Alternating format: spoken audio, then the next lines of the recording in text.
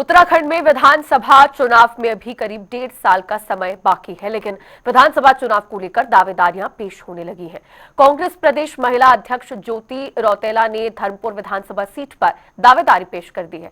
तो वहीं 2027 चुनावों में उन्होंने करीब 10 महिला कैंडिडेट्स को चुनाव में उतारने की मांग भी की है। इसके साथ ही अन्य मुद्दों को लेकर प्रदेश महिला कांग्रेस अध्यक्ष ज्योति रौतेला से हमारे संवाददाता अरुण सैनी ने खास बातचीत की है। सुनिए। हाल ही में उत्तराखंड कांग्रेस की दिल्ली में एक अहम बैठक हुई। उस बैठक को नेता प्रतिपक्ष राहुल गांधी, पार्टी के राष्ट्रीय अध्यक्ष मल्लिकार्जुन खड़गे, राष्ट्रीय महासचिव के.सी. वेणुगोपाल जी ने वो बैठक ली और जिसमें कई चीजों पर जो है चर्चा भी हुई। महिला कांग्रेस को किस तरीके से मजबूत किया जाए उसको लेकर के भी बैठक में कई तरीके की चर्चाएं चली है। आज हमारे साथ उत्तराखंड महिला कांग्रेस की प्रदेश अध्यक्षा ज्योति रौतेला जी हैं, उनसे बातचीत करेंगे। मैम, जनता टीवी में आपका स्वागत है। धन्यवाद आपको। जी मैम, दिल्ली में हाल ही में भी एक बड़ी बैठक जो है कांग्रेस की हुई है, उसमें महिला कांग्रेस को लेकर के भी बात हुई है कि महिला कांग्रेस को आगे किस तरीके से मजबूत किया जाए, महिलाओं को किस तरीके से राजनीति में लाया जाए। क्या लगता है अब किस तरीके से आगे महिला कांग्रेस काम करेगी 2027 तक एक मजबूत जो है खड़ा हो पाए महिला कांग्रेस? देखिए, अभी महिला कांग्रेस ने 5 लोकसभाओं में प्रभारी बनाई है। हमारी जो 5 सीनियर वाइस प्रेसिडेंट है उन लोगों को हमने लोकसभा वाइज जिम्मेदारी दी है और सारे लीडरशिप कंसर्न इस बात से, क्योंकि लगातार ये कहा जा रहा है कि जो महिलाओं को वोट है वो भाजपा को जा रहा है। तो हम लोग अब जो विधानसभा वाइज एक यात्रा निकालने की तैयारी कर रहे हैं। बरसात के बाद अगस्त या सितंबर में हम उसको शुरू करेंगे और 70 की 70 विधानसभाओं में महिलाओं की यात्रा करेंगे और उसमें हम लोग जो जनहित के मुद्दे हैं, जो काम सरकार नहीं कर पा रही है, उसके खिलाफ एक आंदोलन छेड़ेंगे। जी मैम, इसके अलावा और क्या कुछ बैठक में रहा है महिला कांग्रेस को लेकर के? क्या कुछ वहां से जो है वो दिया गया है कि किस तरीके से काम आगे महिला कांग्रेस को करना है, किस तरीके से आगे महिला कांग्रेस मजबूत हो? देखिए, बैठक में ये तो नहीं रहा कि किस तरीके से आगे काम करना है या महिला कांग्रेस को मजबूत करना है। ये जरूर है कि महिलाओं के वोट पे फोकस है और सीनियर लीडरशिप चाहे राहुल गांधी जी हैं, मल्लिकार्जुन खड़गे जी हैं, के.सी. वेणुगोपाल जी, उन्होंने सब यही बात बोली 2027 में आपको सरकार लानी है, सारे नेताओं को एक साथ मिलके काम करना है और हमारा फोकस होना चाहिए कि जो कमजोर वर्ग है जिनके लिए हमको काम करना है, जो लोग परेशान हैं, उन लोगों की लड़ाई हम लोगों को मजबूती से लड़नी, उसमें किसी को डरने की जरूरत नहीं है। ये हमारे नेता राहुल गांधी जी ने बोला है। जी मैम, लेकिन अगर बात की जाए, अगर पिछले चुनावों को उठाकर देखा जाए, 2022 का विधानसभा चुनाव उठाएं या फिर लोकसभा चुनाव की बात जिक्र किया जाए, तो कांग्रेस जो है वो भाजपा के मुकाबले कहीं ना कहीं महिलाओं को टिकट देने में काफ़ी ज़्यादा जो है संकोच करती है, क्योंकि 2022 में भी कई कम टिकट दिए गए। 2 विधायक कांग्रेस पार्टी की महिला हैं।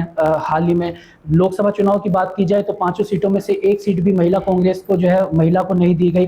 फिर बात होती है कि 50% आरक्षण महिलाओं को दिया जाएगा, इस तरीके की बातें की जाती है। तो मैम, क्या लगता है कि कांग्रेस महिलाओं को जो है मौका क्यों नहीं दे रही है? देखिए, ऐसा नहीं कि कांग्रेस महिलाओं को मौका नहीं दे रही है। देखिए, मजबूत लोग जो सर्वे में आते हैं, टिकट्स उन्हीं लोगों को मिलता है और मुझे लगता है कि कहीं ना कहीं 2022 में ये एक बड़ा फोकस था कि हमें किसी भी तरीके से इस बार सरकार बनानी है, सत्ता बनानी है। राजनीति में बहुत सारी चीजें सिचुएशंस पे होती है, उस वक्त जो हालात हैं वो किस तरीके के हैं उस पे था।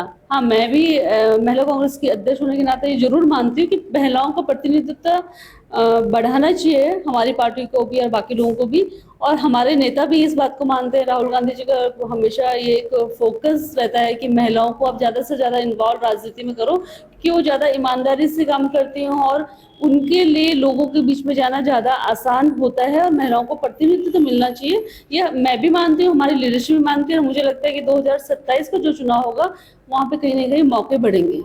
जी मैम, अगर बात की जाए, जो दिल्ली में अनुशासन का पाठ भी नेताओं को पढ़ाया गया, वरिष्ठ नेताओं को कहा गया कि कोई भी ऐसा बयान ना दे जिससे पार्टी असहज महसूस करे, लेकिन उसका कोई फायदा उत्तराखंड में कांग्रेस में होता हुआ दिखाई नहीं दे रहा है। उसके बाद ही कई नेता अपने ही नेताओं पर आरोप लगा रहे हैं। एक पार्टी में जो है बहस छिड़ गई है कि कौन लंगड़ा घोड़ा है, कौन शादी का घोड़ा है, कौन रेस का घोड़ा है।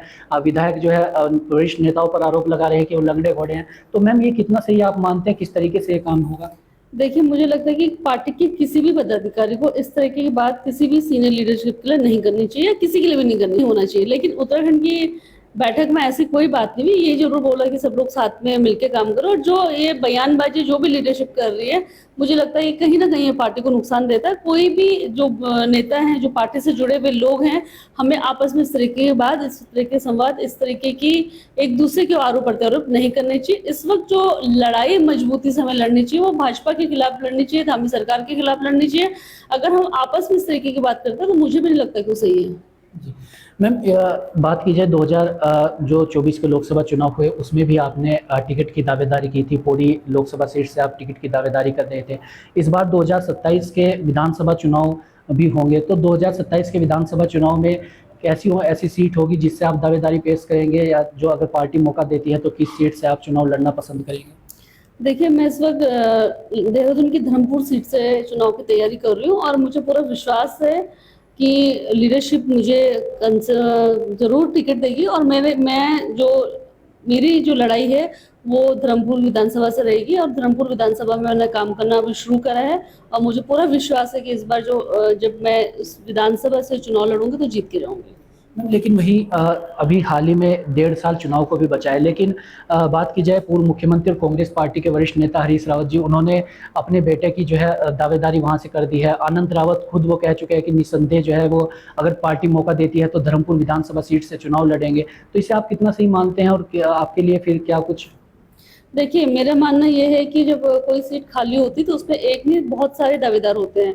उसमें आनंद जी भी दावेदारी कर रहे हैं उसमें, और वहां पे जो और लोग भी हैं वो भी दावेदारी कर रहे हैं।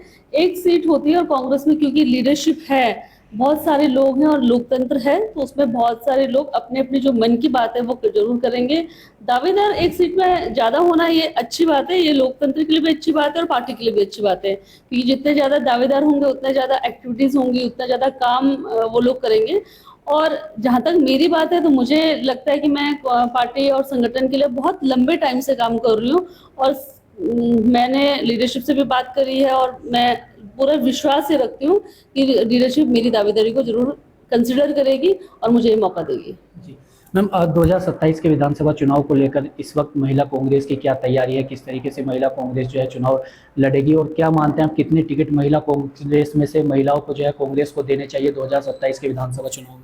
देखिए, अभी मुझे हमारे जो प्रभारी जी हैं शैलजा जी, मैं जब दिल्ली में मीटिंग के लिए गए थे तो उससे पहले मैं उनके पास गई थी, और उन्होंने जरूर मुझसे नाम मांगे कि जो भी महिलाएं आने वाले टाइम पे दावेदारी करना चाहती हैं, विधानसभा का चुनाव लड़ना चाहती हैं, तो उन लोगों को उन्होंने ये भी बोला कि वो अपने क्षेत्रों में काम करना शुरू करें, और मुझसे उन्होंने वो लिस्ट मांगी। और मैं देख रही हूँ, हम लोग अभी क्योंकि पांचों प्रभारी मेरे अपने अपने क्षेत्रों में जा रहे हैं, हर लोकसभा में जिले में जाके वो मीटिंगें कर रही हैं, तो हम लोगों के पास कौन से नाम आते हैं उस पर डिपेंड करता है कि कितनी महिलाओं की दावेदारी होगी। 5 लोग पिछली बार लड़े थे, मुझे मेरी जो कोशिश होगी कम से कम 10 महिलाओं को कांग्रेस पार्टी इस बार महिला कांग्रेस से टिकट दे। धन्यवाद। ये थी हमारे साथ उत्तराखंड महिला कांग्रेस की प्रदेश अध्यक्षा ज्योति रौतेला जी, और साफ तौर पर सभी मुद्दों को लेकर मुखरता से अपनी बात रखी, और यही जो है धर्मपुर विधानसभा सीट से अपने दावेदारी भी जो है पेश करती हुई वो दिखाई दी है। अब आने वाले समय में देखना होगा कि 2027 में धर्मपुर विधानसभा सीट जो सबसे हॉट सीट रहने वाली है उस पर चुनावी रण किस तरीके का रहता है। अपने सहयोगी रोहित कुमार के साथ मैं रुन सैनी, जनता टीवी, देहरादून।